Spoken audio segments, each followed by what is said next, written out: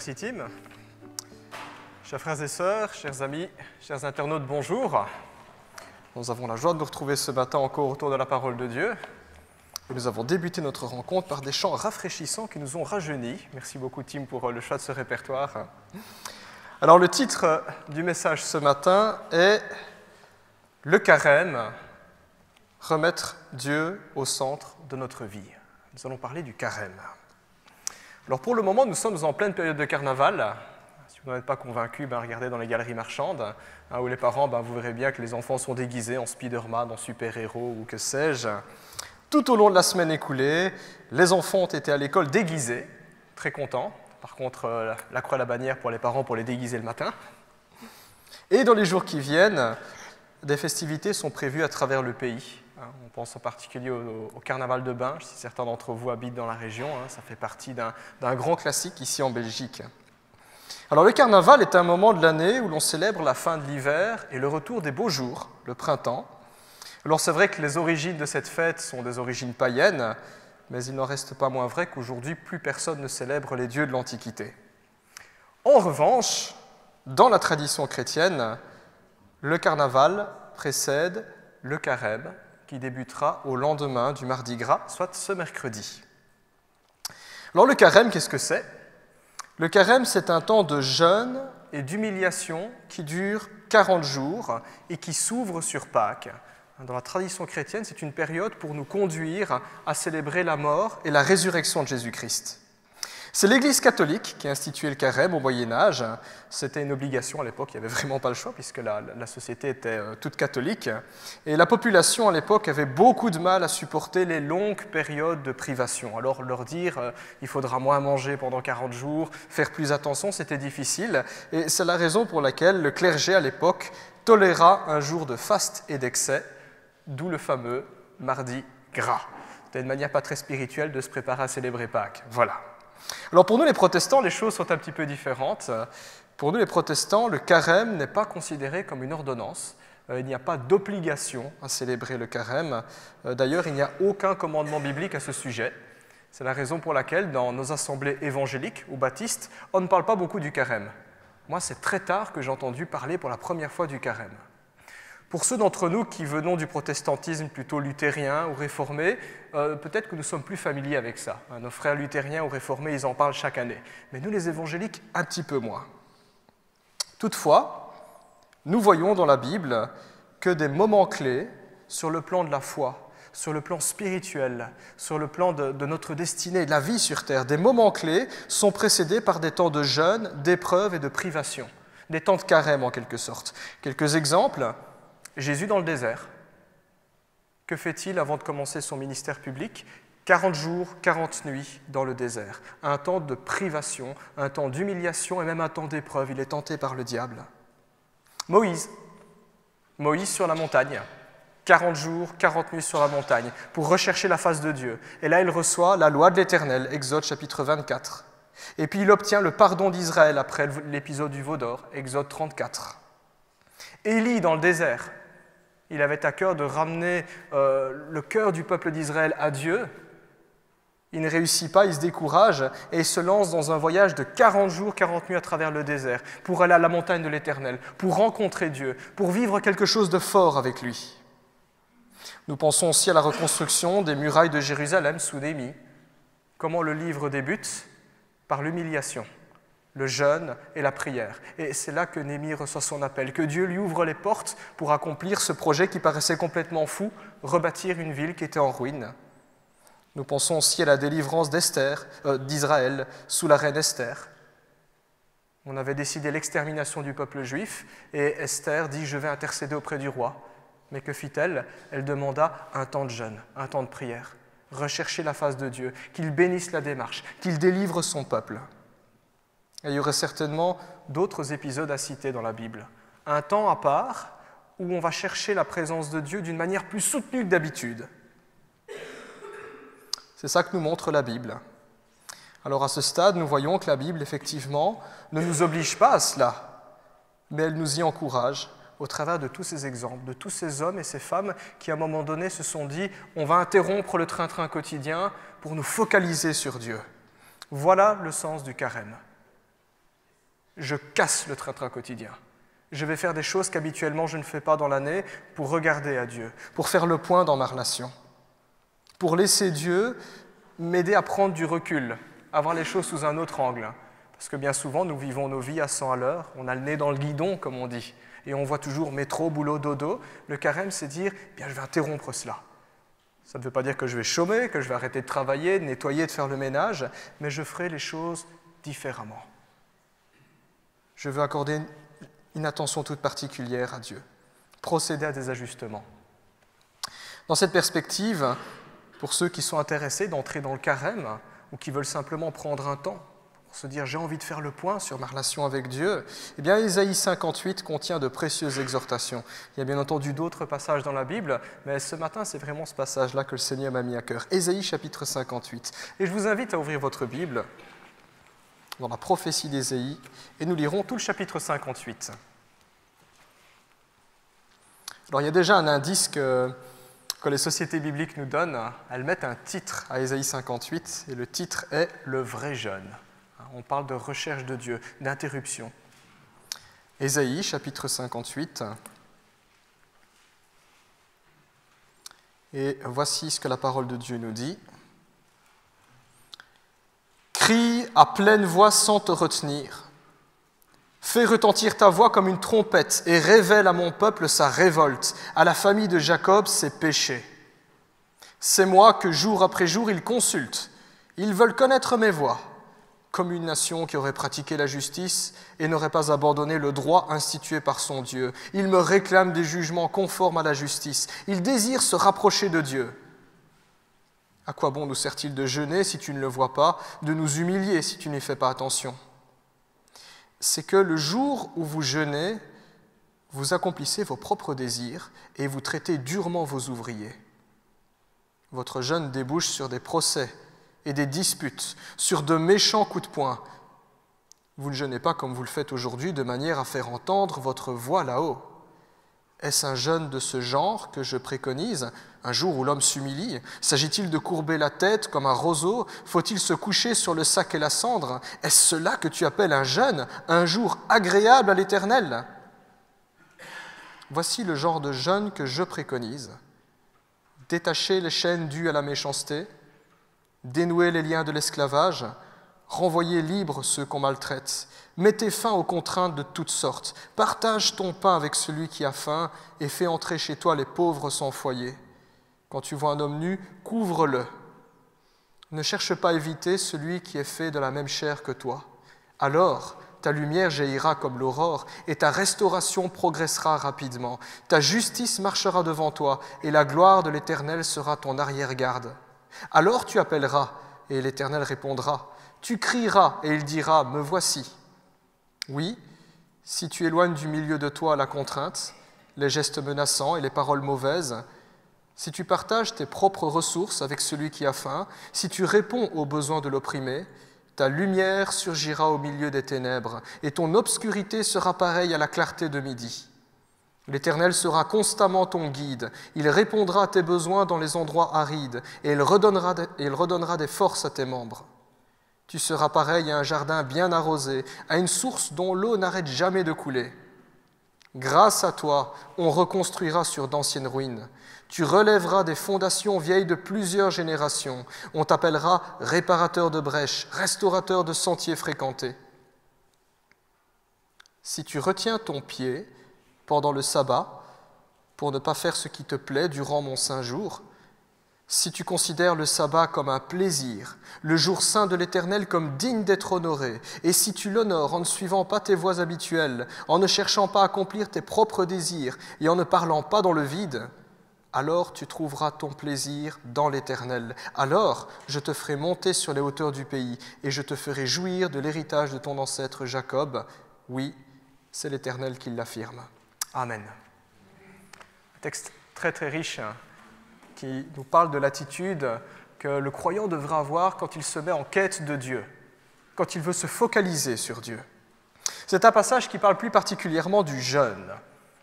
Le jeûne, on entend parler, aujourd'hui ça devient à la mode pour tout ce qui est wellness, on va faire une cure de détox, on va jeûner, dit-on. Alors ce n'est pas le même type de jeûne, ici ce n'est pas se faire du bien physiquement, mais le jeûne est une discipline spirituelle, une discipline chrétienne d'ailleurs, qui consiste à briser les appétits de notre corps afin d'accorder à Dieu seul toute notre attention. Ordinairement, le jeûne se traduit par une privation volontaire de nourriture durant un laps de temps. On ne veut plus se laisser distraire par l'appétit de notre estomac, par les distractions de la vie, pour prier, pour méditer la parole de Dieu, pour continuer à accomplir nos tâches quotidiennes. Il faut continuer à travailler, on ne va pas prendre congé, mais accomplir nos tâches dans un état d'esprit différent. On veut prendre conscience que Dieu est là. Dieu donne la vie. Dieu bénit mon travail. Dieu me donne un travail. Dans une attitude de louange, d'attente envers Dieu. Le jeûne exprime ce désir de se tourner vers Dieu, mais aussi on peut jeûner pour divers motifs, pour rechercher le conseil de l'Éternel. Lorsqu'on a de grandes décisions à prendre dans sa vie, on peut prendre ce temps en disant « Seigneur, j'ai besoin que tu me donnes des conseils, que tu mettes une conviction dans mon cœur, que tu m'éclaires. » On peut jeûner pour rechercher la consolation. Lorsqu'on traverse le deuil, parfois on vit ça naturellement sans vouloir jeûner. L'appétit est tout simplement coupé. Et on se tourne vers Dieu, on épanche notre cœur en disant « Voilà, il n'y a pas de mots. » On peut jeûner pour ça. Ou on peut jeûner aussi pour chercher le secours et la délivrance auprès de Dieu. En temps de crise, par exemple, épidémie, guerre, famine, adversité. Les chrétiens ont toujours eu cette habitude, rechercher la face de l'Éternel, s'humilier devant lui. C'était en tout cas le cas lorsque le prophète Ésaïe délivra le message que nous venons de lire à l'instant. C'est alors au 8e siècle avant Jésus-Christ, il y a bien longtemps, et à cette époque, le royaume d'Israël n'était plus que l'ombre de lui-même. Le royaume d'Israël était tombé entre les mains du redoutable empire assyrien, dont les regards se tournaient désormais vers Jérusalem. Il y avait encore un petit royaume, là, avec quelques juifs, le royaume de Juda, et l'immense empire assyrien planifiait de l'envahir et de l'attaquer. À cette époque, le peuple d'Israël était impuissant. Ils savaient que leurs armées étaient bien insuffisantes pour repousser l'envahisseur. Ils étaient effrayés, mais ils préférèrent se tourner vers les idoles et trouver du secours en Égypte via des jeux d'alliances politiques plutôt que de s'en remettre à l'Éternel. À cette époque-là, à cette époque d'infidélité, d'immoralité, d'injustice, d'exploitation, le temple à Jérusalem existait toujours et il y avait un culte là-bas. Et donc quelques Juifs continuaient à pratiquer tant bien que mal la foi de leurs ancêtres.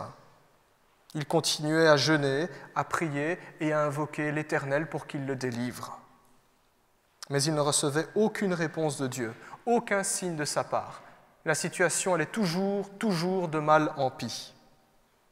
Alors à cette époque, le peuple en vint à douter même de Dieu, à se plaindre de Dieu. Et c'est ce qu'on voit au verset 3. Regardez le verset 3. Le peuple dit « À quoi nous sert-il de jeûner si tu ne le vois pas, si Dieu tu ne regardes pas? À quoi ça sert de nous humilier si tu n'y fais pas attention ?» Voilà l'état d'esprit du peuple quand ils jeûnaient. Ils en vinrent à s'en prendre à Dieu.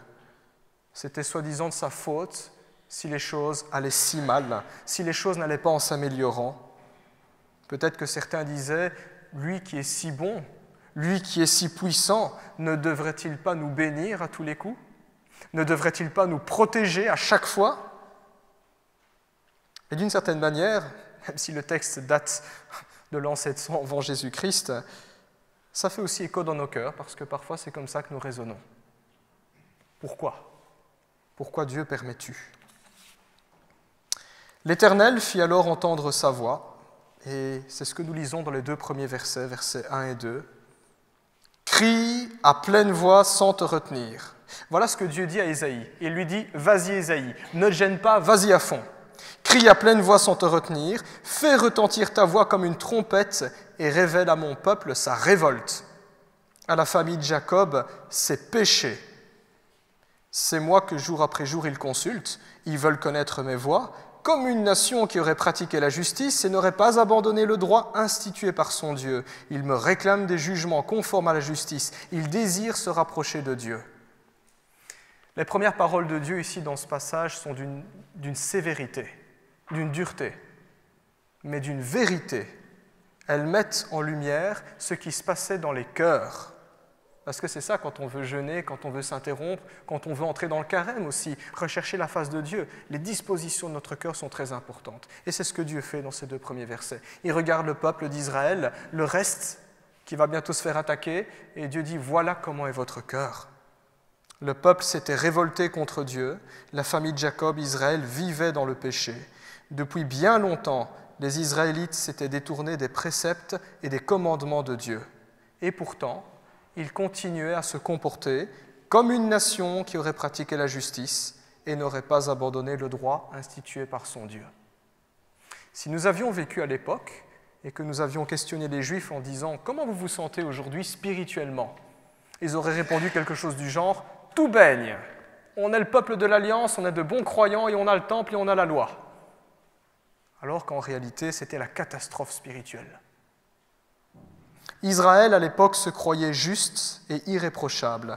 Pire, le peuple s'imaginait qu'à coup de quelques bonnes pratiques religieuses, Dieu leur accorderait la bénédiction à coup sûr, comme on mettrait une pièce dans un tir-chic. Quand donc la bénédiction ne vint pas, les Israélites s'offusquèrent, comme on l'a lu au verset 3. À quoi ça sert de jeûner? À quoi ça sert de s'humilier? Dieu ne donne rien du tout. Comme si Dieu était un chien à qui l'on disait à coup de jeûne et de prière « Va chercher la balle, bénis-moi maintenant, j'ai fait ce qu'il fallait ». C'est bien mal connaître Dieu que de le traiter ainsi. Ça ne marche pas comme ça. Nous apprenons même que durant les jeûnes, les Israélites continuaient à vivre comme d'habitude. C'est ce qu'on voit dans le verset 3, fin du verset 3 jusqu'au verset 5, c'est-à-dire au gré de leurs envies. Dieu dit « Mais vous continuez à vivre comme d'habitude ». Ils se traitaient les uns les autres avec dureté, avec violence. Il dit, il y a des procès entre vous. Vous, là, il dit les patrons, regardez comment vous traitez vos employés. Il y a des coups de poing qui sont cités au verset 4. Voilà donc à quoi ressemblait leur piété. Voilà donc à quoi ressemblait leur religiosité, leur spiritualité, teintée de péché et sans aucune consistance.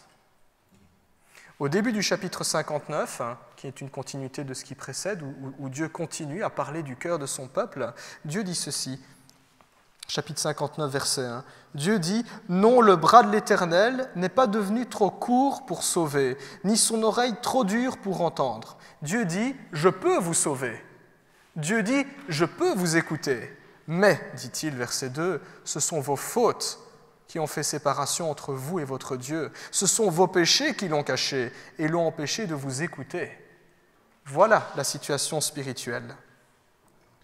Pour nous chrétiens aujourd'hui, qui vivons des siècles après cette période, qui ne vivront plus sous la loi bien sûr, mais sous la grâce, mais qui avons toujours affaire au même Dieu, ce Dieu qui ne change pas, nous voilà ainsi avertis. Dieu n'écoute pas les pécheurs endurcis. Il déteste leurs prières, leurs chants et leur hypocrisie. Dieu n'écoute pas les pécheurs endurcis. Dieu n'a que faire de la piété de ceux et celles qui se croient justes, qui se considèrent au-dessus de la masse. Regardez l'attitude du Christ vis-à-vis des pharisiens. Matthieu 23, il y a un refrain qui revient à chaque fois « Malheur à vous, scribes et pharisiens hypocrites ». Dieu n'a que faire de ceux qui se croient au-dessus de la masse. Sa grâce est pour ceux qui s'humilient, car Dieu résiste aux orgueilleux, mais il accorde sa grâce aux humbles. Jacques 4, 6. Sa grâce est pour ceux qui ont le cœur brisé. Sa grâce est pour ceux dont l'âme est assoiffée. Comme Jésus disait, « Venez à moi, vous tous qui avez soif, et des fleuves d'eau vive couleront. » Mais encore faut-il prendre conscience de notre sécheresse, de notre soif. Sa grâce est pour ceux qui se savent pauvres en esprit. Première béatitude. Heureux ceux qui reconnaissent leur pauvreté spirituelle, car ils hériteront du royaume de Dieu. Sa grâce est pour ceux qui réalisent combien, à cause de leurs péchés, ils sont misérables et indignes de recevoir la moindre faveur de sa part. On ne peut pas forcer Dieu. On n'est pas dans un bras de fer avec lui quand on cherche sa face, quand on prie ou quand on jeûne. Quand on cherche sa face, on reprend sa place. Je suis un pécheur. Je ne mérite même pas audience. Et pourtant, Jésus-Christ, Dieu s'est approché de nous. Il est prêt à nous entendre. Seulement ceux-là qui s'humilient, qui prennent réellement conscience de qui ils sont, trouvent Dieu et sont entendus là-haut. Une leçon similaire est enseignée pour les chrétiens dans l'épître de Jacques. Je vous lis juste le passage, Jacques chapitre 4, à partir du du verset 8, l'Écriture dit ceci. « Approchez-vous de Dieu et il s'approchera de vous. » Tiens, c'est ça le carême. On veut s'approcher de Dieu. « Nettoyez vos mains pécheurs, purifiez vos cœurs, hommes partagés. » Un appel à la repentance. « Ayez conscience de votre misère, soyez dans le deuil et dans les larmes, que votre rire se change en deuil et votre joie en tristesse. Humiliez-vous devant le Seigneur et il vous élèvera. » Voilà la voie du carême, voilà la voie pour rechercher le Seigneur. L'abaissement avant l'élévation. Et c'est le chemin que le Christ a parcouru aussi. La croix avant la résurrection. L'Éternel instruit alors son peuple sur la manière de jeûner, sur ce que ça implique concrètement dans la vie de tous les jours que de se mettre en quête de Dieu, que de changer nos habitudes, que de faire le ménage en quelque sorte. Et la liste n'est pas exhaustive, mais Dieu donne un petit peu l'état d'esprit. Et voici ce qu'il dit au verset 6 et 7. Nous lisons « Voici le genre de jeûne que je préconise. » Ah, qu'est-ce que Dieu préconise ? « Détacher les chaînes dues à la méchanceté, dénouer les liens de l'esclavage, renvoyer libres ceux qu'on maltraite, mettez fin aux contraintes de toutes sortes, partage ton pain avec celui qui a faim et fais entrer chez toi les pauvres sans foyer. Quand tu vois un homme nu, couvre-le. Ne cherche pas à éviter celui qui est fait de la même chair que toi. » Ce que Dieu dit contraste complètement avec ce que le peuple d'Israël vivait à cette époque-là.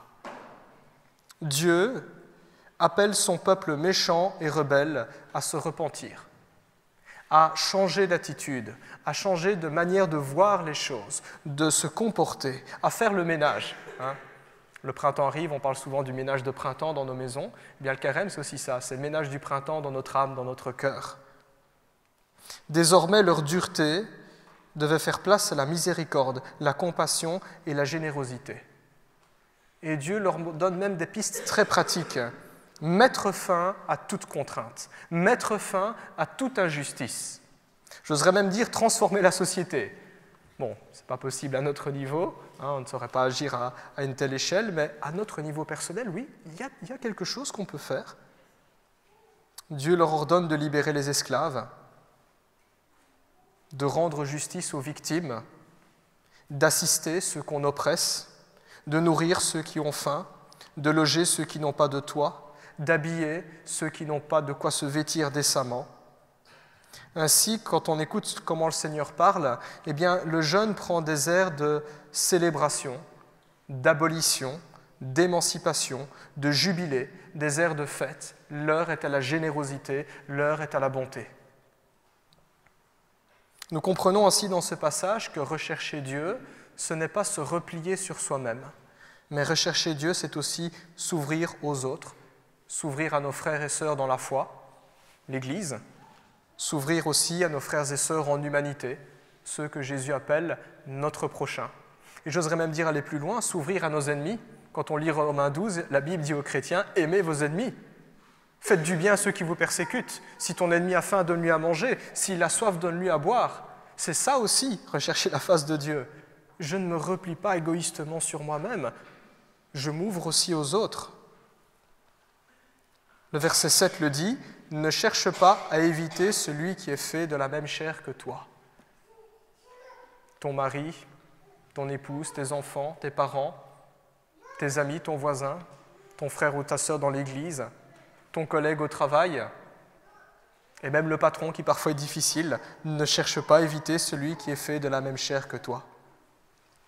Cet appel à mettre fin à l'oppression était particulièrement interpellant pour Israël, puisque l'histoire d'Israël est vraiment particulière. Pendant 400 ans, ils avaient été opprimés par les Égyptiens. Pendant 400 ans, ils avaient été des esclaves, toujours obligés de se soumettre à un programme qui leur était imposé, sans pouvoir s'arrêter, sans pouvoir se reposer, toujours exploités. Ce que fait Dieu ici au peuple d'Israël en leur expliquant comment rechercher Dieu, c'est tout simplement une invitation à imiter Dieu. Dieu dit à son peuple, « Traitez-vous les uns les autres comme moi je vous ai traités, je vous ai délivré de l'esclavage en Égypte. » Et ça nous parle aussi pour nous les chrétiens. On n'a pas été esclaves en Égypte, mais avant Jésus-Christ, avant notre conversion, nous étions opprimés par le péché. Nous étions sous cet esclavage-là, un esclavage qui conduisait à la mort, à la condamnation éternelle, à la damnation. Et Jésus-Christ nous a délivrés de cela. Et désormais, en tant que peuple libéré, il ne serait pas normal que nous oppressions les autres en péchant contre eux. Au contraire, puisque Dieu délivre du péché, puisque Dieu console, puisque Dieu soulage, puisque Dieu guérit, non seulement nous ne devrions pas offenser les autres, mais bien plus, nous devrions rechercher activement leur bien, surtout si nous sommes dans une démarche de rechercher la face de Dieu, de nous approcher encore plus de lui.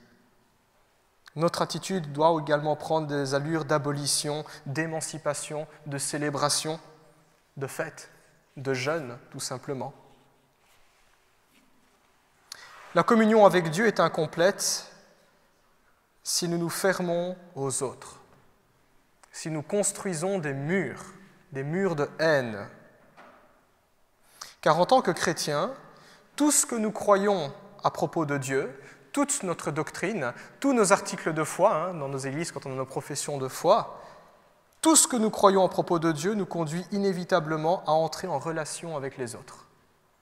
J'en prends pour preuve tous les versets de la Bible où l'expression « les uns, les autres » apparaît. Je crois que c'est de mémoire 95 fois juste dans le Nouveau Testament, « les uns, les autres ». Ainsi, en bénissant notre prochain, nous tirons indirectement un plus grand bienfait pour notre âme en quête de Dieu. Et en cela, la Bible a raison, il y a plus de joie à donner qu'à recevoir. Mais ce que nous recevons n'est pas forcément d'ordre matériel, mais spirituel. Ce n'est pas temporaire, c'est éternel. C'est un trésor dans les cieux, comme Jésus le dit. C'est là qu'il faut investir. Le carême, c'est ça aussi. C'est dire, je vais faire un ménage dans ma vie et je vais voir où j'investis. C'est faire les bons investissements. Dans ce passage d'Ésaïe 58, une attention toute particulière est accordée au sabbat. Regardons les versets 13 et 14. L'Écriture dit « Si tu retiens ton pied pendant le sabbat, pour ne pas faire ce qui te plaît durant mon saint jour, si tu considères le sabbat comme un plaisir, le jour saint de l'Éternel comme digne d'être honoré, et si tu l'honores en ne suivant pas tes voies habituelles, en ne cherchant pas à accomplir tes propres désirs et en ne parlant pas dans le vide, alors tu trouveras ton plaisir dans l'Éternel, alors je te ferai monter sur les hauteurs du pays et te ferai jouir de l'héritage de ton ancêtre Jacob. Oui, c'est l'Éternel qui l'affirme. » Alors nous, chrétiens, aujourd'hui, on a vite fait de passer sur la question du sabbat, parce qu'on se dit, on n'est plus sous la loi, on n'est pas des Juifs, donc on peut baquer tout cela. Et pourtant, il y a une richesse dans ce que Dieu dit à Israël ici. Il y a des principes spirituels que nous pouvons appliquer pour nous-mêmes. Le sabbat est le 4e commandement, Exode, chapitre 20, verset 8. Et dans l'Ancien Testament, l'observance du sabbat était le test de fidélité pour Israël. Quand Israël était fidèle à Dieu, il respectait le sabbat. Quand il n'était pas fidèle, c'était un jour banal comme tous les autres. Contrairement aux autres pratiques religieuses, l'aumône, le jeûne ou la prière, qui sont les 3 grandes pratiques chez les Juifs, le sabbat impliquait un sacrifice, parce que le sabbat, ça demandait de libérer toute une journée entière pendant la semaine. Ce qui représentait pour les marchands des pertes de gains qui pouvaient parfois être considérables. Aujourd'hui, si vous allez dans les quartiers juifs, tous les magasins sont fermés le samedi. Ce n'est pas un calcul intéressant. Le samedi, on ne travaille pas, on fait son shopping, on fait ses courses. Alors pourquoi fermer les magasins le samedi ? Accepter de respecter le sabbat, ça signifiait pour les travailleurs, les ouvriers, les employés, les patrons, les indépendants, de se dire « Stop, je ne travaille pas ». Problème quand on est en retard d'un chantier. Le sabbat a un coût. Le sabbat, à l'origine, était un don, et il faut le rappeler. C'est un don que Dieu a donné à Israël.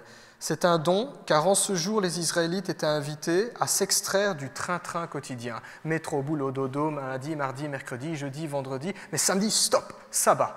Dieu dit à son peuple, vous sortez de ce rythme-là. Vous vous affranchissez de ce rythme infernal. S'extraire du train-train quotidien, pour quoi faire ? Pour louer Dieu. Pour se reposer. Farniente, comme on dit, tranquille, relax. Pour jouir de la vie que Dieu donne avec la famille et avec les amis. Expérience intéressante que quelqu'un m'a partagée. Personnellement, je n'ai jamais eu l'occasion, mais je crois que ça pourrait être nourrissant, enrichissant. Pourquoi pas ? Si vous connaissez une famille juive dans votre entourage, leur demander si une fois vous pouvez passer chez eux pour célébrer le sabbat, pour voir comment ils s'y prennent. Il y a une richesse qui est là.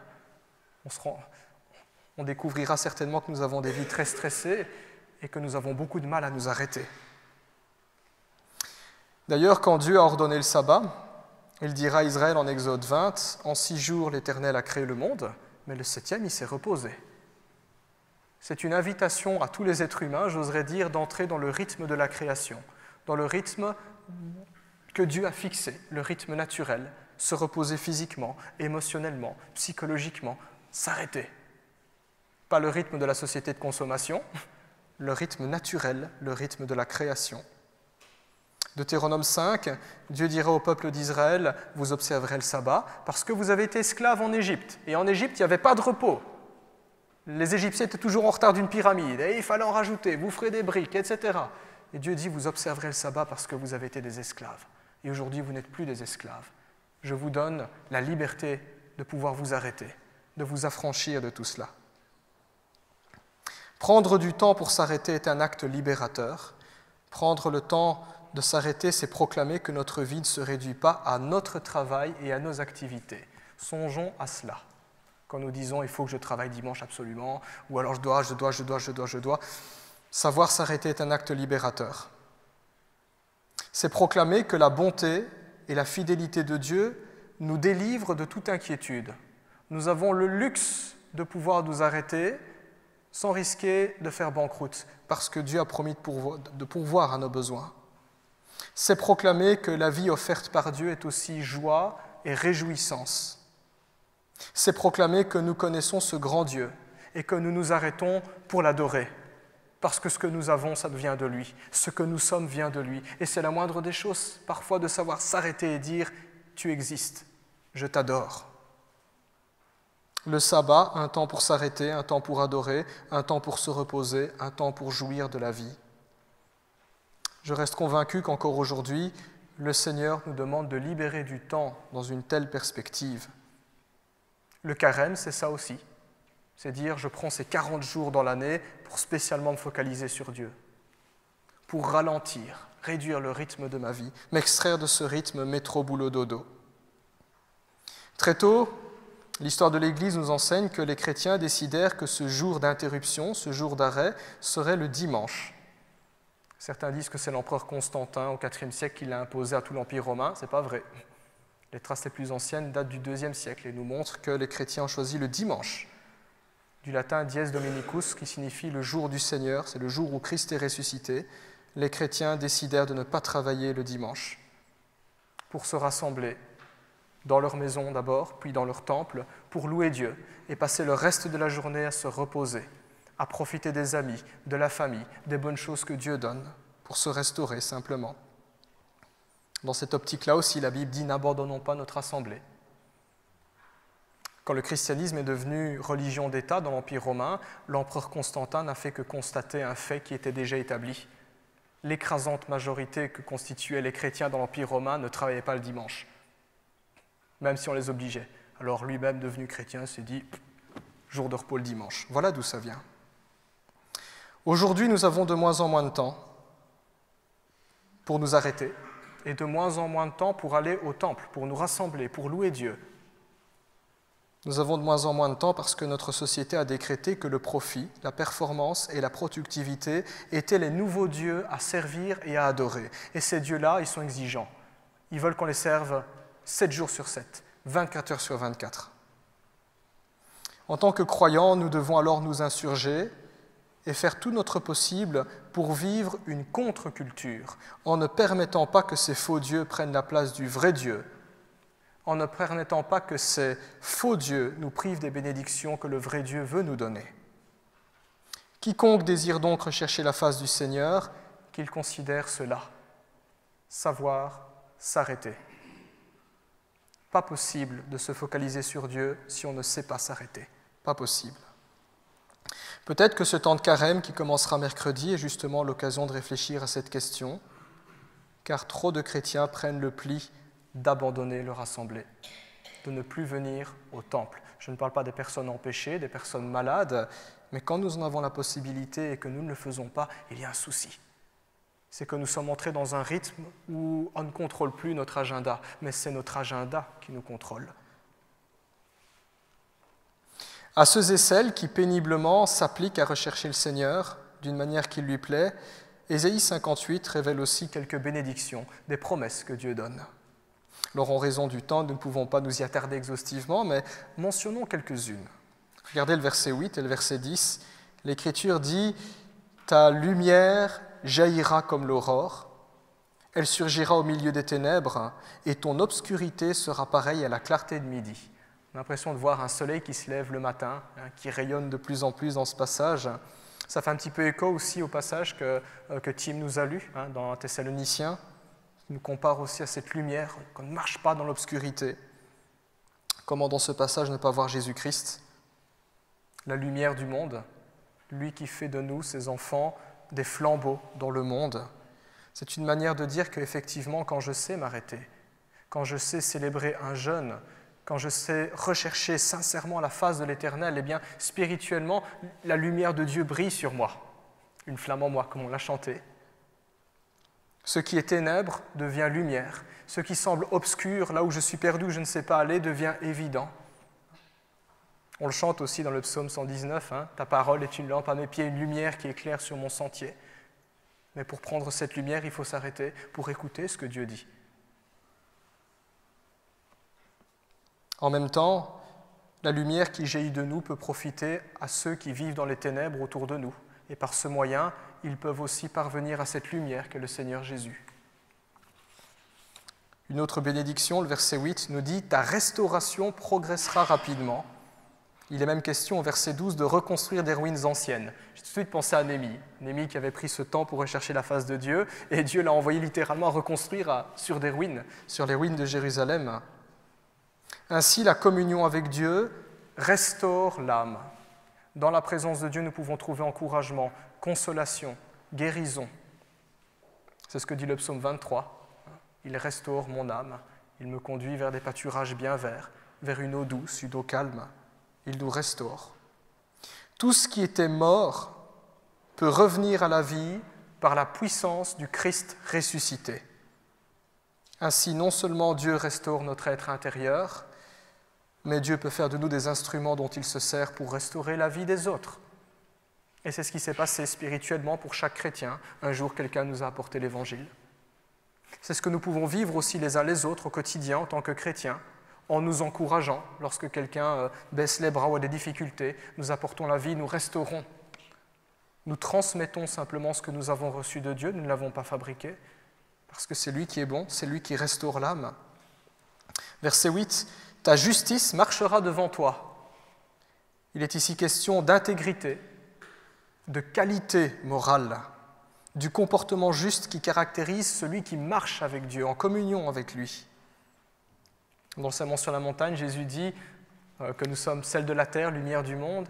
Et Jésus nous exhorte à bien nous comporter et il nous dit ainsi au travers de vos bonnes œuvres, les gens reconnaîtront votre Père céleste. Ils seront poussés à rendre gloire à Dieu. En ce sens, quiconque marche avec Dieu est inaccusable, inattaquable, parce que pour lui, il n'y a pas de condamnation. Il a avoué ses fautes, il les a abandonnées, il a été pardonné, il a été justifié. Ta justice marchera devant toi. Verset 8 nous dit « La gloire de l'Éternel sera ton arrière-garde ». Quand une armée était en mouvement, il y avait l'arrière-garde. Elle servait à quoi ? À veiller à ce qu'il n'y ait pas que l'adversaire ne les contourne pas et n'attaque pas par derrière. Ça aurait été problématique. L'Écriture nous dit « Tes angles morts seront couverts. La gloire de l'Éternel sera ton arrière-garde ».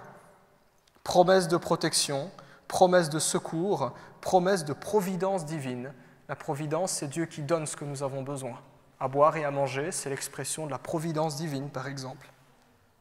Il répondra à nos prières. Le verset 9 est quand même assez explicite. Le verset 9 nous dit « Alors tu appelleras l'Éternel, et l'Éternel répondra. Tu crieras, et il dira « Me voici ».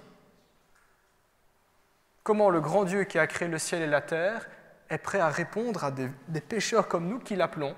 Dieu dit « Si tu cherches ma face sincèrement, je serai là ». Nous qui sommes si indignes. Dieu dit « Tu m'appelleras, tu crieras, et je répondrai « Me voici ». Au verset 11, le passage compare même celui qui cherche Dieu sincèrement à un jardin bien arrosé qui surgit d'un désert aride. Il n'y a rien qui pousse dans un désert, rien du tout. Dieu dit, voilà, si celui qui me cherche, il sera comme un jardin, comme une oasis qui va apparaître. Rien ni personne ne pourra sécher notre âme, parce que dans la présence de Dieu, les flots de son esprit sont déversés. Et c'est tout ce que le Christ s'est efforcé d'enseigner. On le voit bien dans l'évangile de Jean, avec la dame samaritaine, quand Jésus dit si quelqu'un boit de l'eau que je lui donnerai, il n'aura plus jamais soif. Puis à la fête, Jésus dira, je crois que c'était la fête des tentes dans Jean 7, Jésus a dit, si quelqu'un a soif, qu'il vienne à moi, et des fleuves d'eau vive couleront de lui. Et la Bible dit que Jésus parlait du Saint-Esprit qui sera donné à tous ceux qui croiraient en lui. Ce sont ainsi autant de bénédictions qui sont promises à ceux et celles qui font de l'Éternel leur délice, leur trésor, leur plus grand bien. Et ça fait encore écho à tout ce que Jésus a dit dans les paraboles du royaume. Où Jésus dit le royaume de Dieu est comme une perle précieuse, comme une pièce, quelque chose de très précieux, quelque chose qui mérite qu'on mette du temps, de l'espace, qu'on aménage nos vies pour aller le chercher. Qui font de l'Éternel leur délice, ou qui, j'oserais dire, s'engagent en quelque sorte sur la voie du carême, du vrai jeûne, de la recherche de Dieu. Je terminerai simplement en citant le psalmiste, juste deux versets d'ailleurs qui sont devenus un chant. C'est le psaume 34, versets 5 et 6, qui nous dit « J'ai cherché l'Éternel, et il m'a répondu.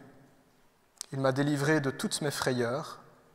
Quand on tourne les regards vers lui, on est rayonnant de joie, et le visage ne rougit pas de honte. » Amen. Je vous invite à prier.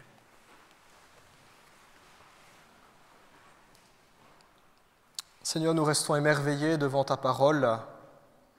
Tu es un grand Dieu, infiniment au-dessus de nous, et pourtant infiniment proche de nous. Tu te laisses trouver, Seigneur.